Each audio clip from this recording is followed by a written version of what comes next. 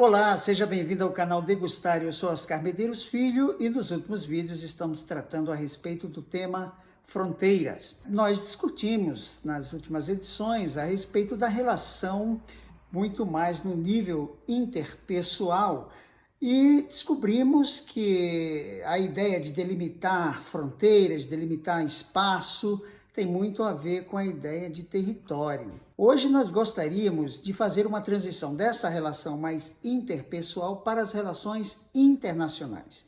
E aí nós vamos colocar nessa nossa conversa um conceito, né, que é a ideia de soberania. Fazendo um paralelo das relações interpessoais com as relações internacionais, é possível dizer que a fronteira nas relações interpessoais, ela faz uma separação entre duas esferas, a esfera privada e a esfera pública. Há uma fronteira aí. Na esfera privada, o cidadão ele é soberano da sua vida. Então, ele tem total soberania sobre a sua vida na esfera privada.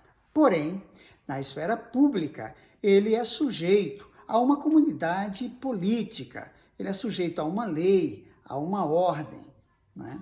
Então, ele convive em uma sociedade com arranjos hierarquizados, com estruturas de poder, seja na relação familiar, seja na relação de trabalho, seja na relação pública, né, política, na igreja, etc, etc. Há sempre nas relações interpessoais uma hierarquização, uma estrutura de poder. Nas relações internacionais, a fronteira vai fazer a distinção entre o interno e o externo, mas aí há uma diferença substancial.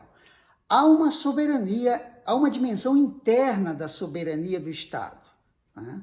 O Estado, ele tem a autoridade sobre os seus cidadãos, ele impõe uma lei, uma ordem e ele estabelece uma sociedade hierarquizada, né? Nós temos uma estrutura hierarquizada.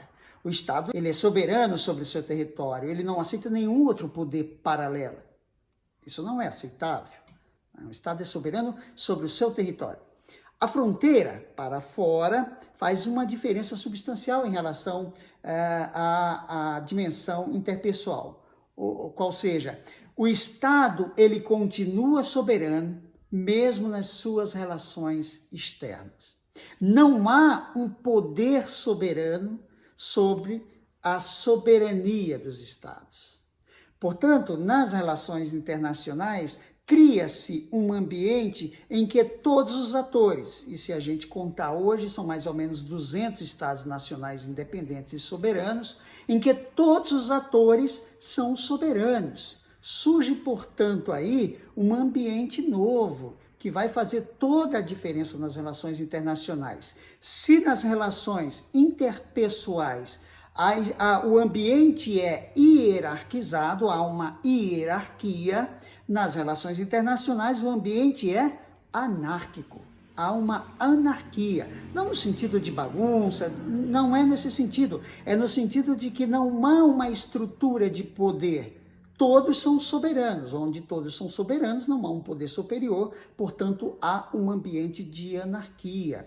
E aí os estados, eles terão que, na sua fronteira, ter uma dimensão para dentro, uma dimensão para fora. Se pensarmos o Estado como abrigo, uma preocupação de segurança para dentro, uma preocupação de segurança para fora. Para dentro, a manutenção da ordem, da lei, evitar todo tipo de ilícito, né? A manutenção da ordem, da lei. Para isso, os estados detêm, geralmente chama-se Ministério do Interior. É o ministério responsável pela manutenção da ordem e da lei.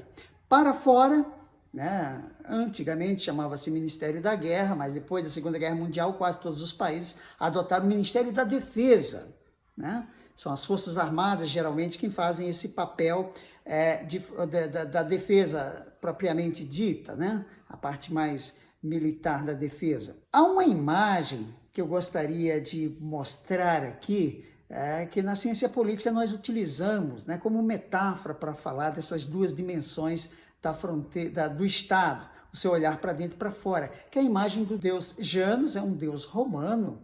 Há até uma curiosidade, né? No calendário juliano, estabelecido em 45 a.C., Júlio César determina que o ano vai se iniciar na primeira lua nova depois do solstício de inverno, 21 de dezembro no hemisfério norte.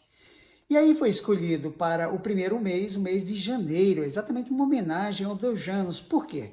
Porque esse deus, com essas duas faces, é tanto o deus do passado e do futuro, ele é o deus da transição, mas é o deus das portas, né? É o deus das fronteiras, aquele que olha para dentro e aquele que olha para fora. Portanto, essa imagem é reveladora para o que a gente vem falando aqui. E percebam que a fronteira para o Estado difere da fronteira para o cidadão.